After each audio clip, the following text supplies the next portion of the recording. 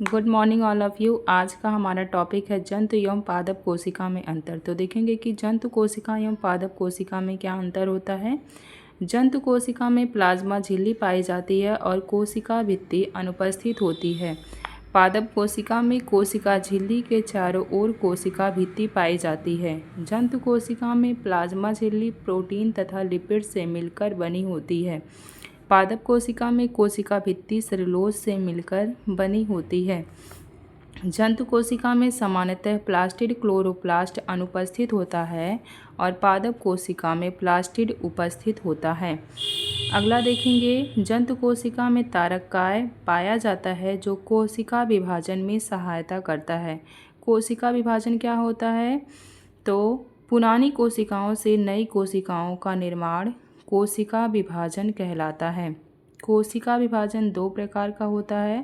पहला होता है समसूत्री प्रकार का विभाजन और दूसरा होता है अर्धसूत्री प्रकार का विभाजन। तो देखेंगे समसूत्री प्रकार का विभाजन क्या होता है। समसूत्री प्रकार के विभाजन में मात्र कोशिका, ये मात्र कोशिका है, मात्र कोशिका दो पुत्री कोशिकाओं में विभाजित हो जाती है और पुत्री कोशिकाओं के गुणसूत्रों की संख्या मात्र कोशिका के गुणसूत्रों की संख्या के समान होती है। जितने गुणसूत्रों की संख्या मात्र कोशिका में होगी उतने ही गुणसूत्रों की संख्या पुत्री कोशिकाओं में भी होती है।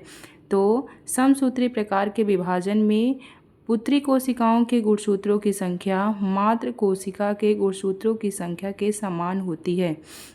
समसूत्री प्रकार का विभाजन प्रायः कायिक जनन और अलैंगिक प्रकार के जनन में पाया जाता है।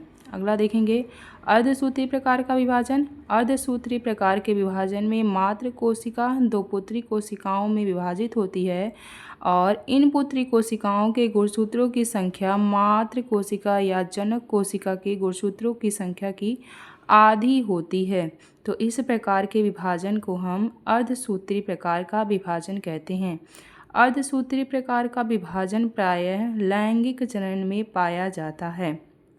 अगला देखेंगे, जंतु कोशिका में लाइसोसोम पाए जाते हैं। लाइसोसोम का कॉमन नेम आत्महत्या की थैली या इसे सुसाइडल बैग कहते हैं। यह बाह्य पदार्थों या रोगाणुओं को पचाने का कार्य करता है। लाइसोसोम पादप कोशिका में अनुपस्थित होता है। अगला देखेंगे, रिक्तिका अल्प विकसित होती है या अनुपस्थित होती है जंतु कोशिका में और रिक्तिका पूर्णतः विकसित होती है पादप कोशिका में।